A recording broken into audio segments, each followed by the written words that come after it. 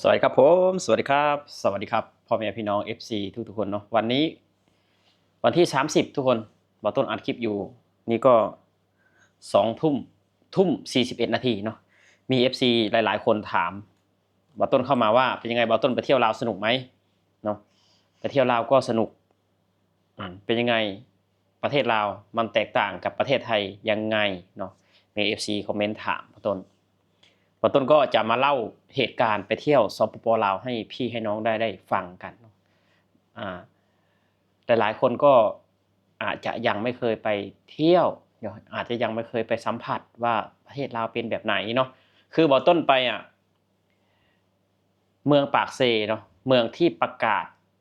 ว่าเป็นเมืองพ้นทุกข์เนาะประกาศเป็นเมืองพ้นทุกข์เป็นที่เรียบร้อยแล้วบอต้นก็ยังสงสัยว่ามันเป็นเมืองพ้นทุกข์แบบไหนบอต้นก็เลยไปเที่ยวดูทุกคนไปเที่ยวดูเนาะถามว่าบ้านเมืองเขาเจริญไหมเนาะปากเซโอ้โหทุกคนเนาะถ้าเทียบกับประเทศไทยมันก็เทียบกันไม่ติดเนาะมันก็เทียบกันไม่ติดแต่ถามว่ามันเจริญกว่าเมืองอื่นๆอยู่ในลาวไหมก็ในระดับหนึ่งทุกคนในระดับหนึ่งเรื่องความสะอาดเนาะเรื่องความสะอาดเรื่องอาคารบ้านช่องถนนหนทางมันก็ดีในระดับหนึ่งทุกคนดีในระดับหนึ่งแต่ถามว่าถ้าเทียบใส่อุบลเนาะถ้าปากเซเทียบกับอุบลเนี่ยอันไหนเจริญกว่ากันโอ้โหทุกคนแล้วมันก็เทียบจะอุบลไม่ติดเนาะเทียบอุบลไม่ติดเลยห่างกันปานฟ้ากับเหวเนาะดูถนนเนี่ยถนนอุบลเนี่ยมันจะมีหลายเลนแล้วก็ถนนคอนกรีตเนาะทุกคนเป็นถนนที่สะอาดอุบลแต่ว่าอยู่ที่ปากเซมันก็แบบนั้นแหละทุกคนเนาะดีไหมดีแต่แบบนั้นอ่ะแต่ว่าสิ่งที่แปลกหูแปลกตาเยอะที่สุดบอต้นไปรอบนี้บอต้นสังเกตดีจริงๆนั่นก็คือรถทุกคนรถคืออยู่ประเทศไทยนี่หายากนะรถแบบนี้หายากมากเพราะว่าประเทศไทยเขาไม่ใช้กันไม่ใช่ว่าเขาไม่มีเงินนะประเทศไทยเขาไม่ใช้กันครับทุกคนมันเป็นรถใหญ่เครื่องมันแรงเนาะนั่นก็คือ Land Cruiser Prado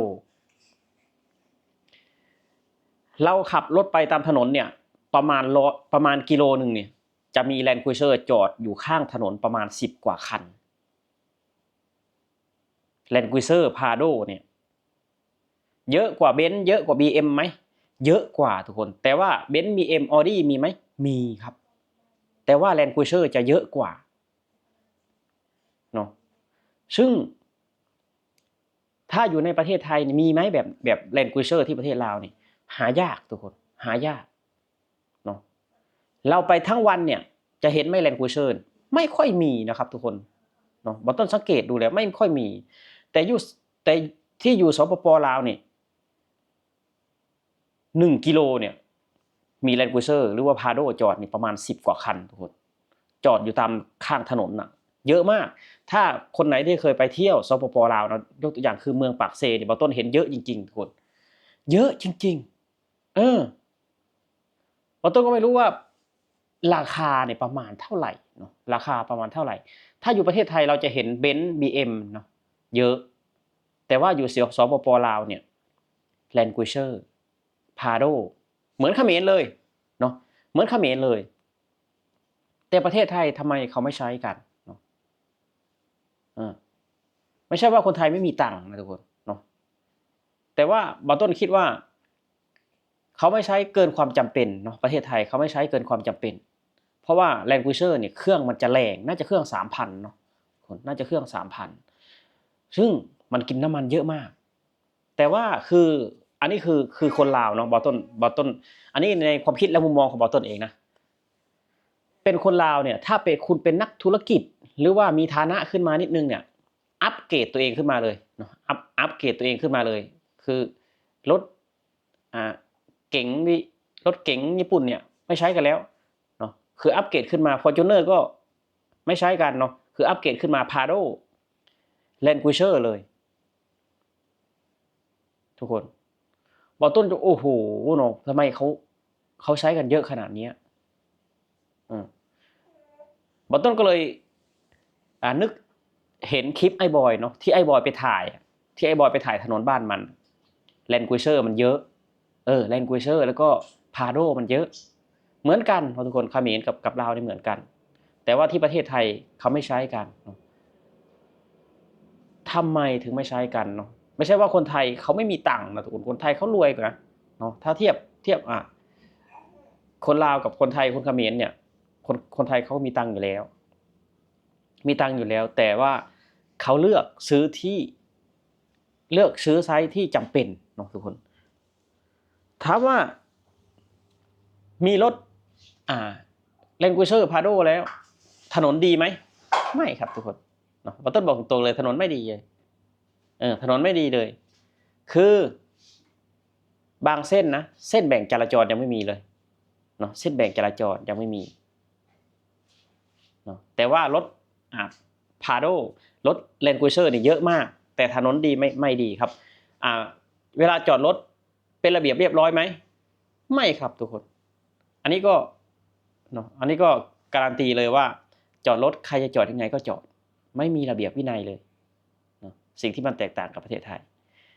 อีกอย่างหนึ่งที่ประเทศไทยเขาไม่ค่อยทำกันแบบนี้เนาะแต่ประเทศลาวทำนั่นก็คือ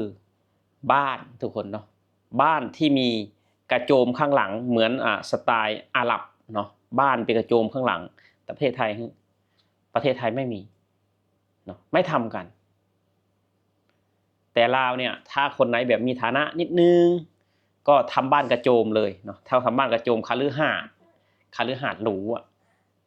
เหมือนสไตล์แบบอาหรับบ้านน่ะซึ่งประเทศไทยเนี่ย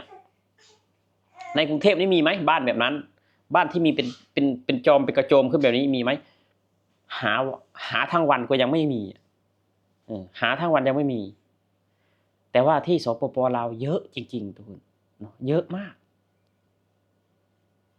อันนี้คือสรุปคนลาวรวยหรือว่าแบบไหนเนาะอันนี้บางต้นก็สรุปไม่ได้เหมือนกันออกความคิดความเห็นไม่ได้เหมือนกันแต่ว่าเอามาพูดให้ฟังว่ารถหรูเรียกรถหรูได้ไหมแลนด์ครูเซอร์พาโดเรียกรถหรูได้ไหมครับทุกคนแล้วก็บ้านที่มีกระโจมแหลมๆเนาะเป็นสไตล์ยุโรปสไตล์อาหรับเนาะเยอะจริงๆแต่ถนนเนาะแต่ถนนเรื่องความสะอาดไม่สู้อุบลไม่ได้ทุกคนเพราะว่าบางต้นเดินทางผ่านอุบลเข้าไปในปากเซแล้วก็เดินทางผ่านปากเซเข้ามาในอุบลแตกต่างกันเยอะมากแตกต่างเยอะมากคือประเทศไทยเนี่ยเขาไม่ได้มีแบบรถพาโดรถแลนด์ครูเซอร์วิ่งในถนนนะแต่ว่าถนนเขาสุดยอดมากทุกคนนี่แหละสิ่งที่บ่าวต้นเห็นว่าทำไมคนลาวชอบรถแบบนี้แล้วก็ทำไมคนลาวสร้างบ้านได้ขนาดนี้ทุกคนเยอะจริงๆเนาะเยอะจริงๆบ่าวต้นก็อยากถ่ายคลิปมาให้พี่น้องได้ดูอะไรแต่ว่าฝนมันตกทุกคนฝนตกบ่าวต้นเห็นจนบ่าวต้นว้าวทำไมมันรถแบบนี้เยอะจังแต่ทำไมถนนมันยังแคบอยู่เลยถนนมันไม่มี3 เลน 4 เลนเนาะแต่ว่าเมืองปากเซก็เป็นอีกเมืองหนึ่งเนาะที่สะอาดในระดับหนึ่งทุกคนสะอาดในระดับหนึ่งเนาะสะอาดเฉพาะประเทศลาวนะติดอันดับเฉพาะประเทศลาวถ้าเปรียบเทียบกับไทยก็สู้ไทยไม่ได้แหละทุกคนความสะอาดเนาะแต่ว่ายังมีกระดาษทิชชู่เนาะกินแล้วก็ทิ้งไปอยู่แต่ว่าถ้าเปรียบเทียบใส่กับแขวงอื่นของสปป.ลาวปากเซนี่ก็สะอาดทุกคนเนาะผู้คนอัธยาศัยดีแล้วก็วิวบรรยากาศถือว่าสุดยอดเนาะแต่สิ่งที่เป้าต้นดูแล้วมันแปลกหูแปลกตาเนาะก็คือรถเครื่อง 3,000ทำไมคนลาวใช้เยอะจังเนาะถ้าคนมีฐานะนิดนึงเนาะถ้าคนมีฐานะสมมติว่าเป็นเต็นท์เจ้าของเต็นท์รถมือสองเนี่ยคนที่เป็นเจ้าของเต็นท์ต้องขี่แลนด์ครูเซอร์ทุกคนเนาะสังเกตเห็นคือเพื่อนบ่าวต้นเนี่ยเป็นเจ้าของเต็นท์รถมือสอง เขาก็ขี่ Land Cruiser เนาะไม่รู้ว่าเป็นเพราะอะไรโอเคครับผมสวัสดีครับ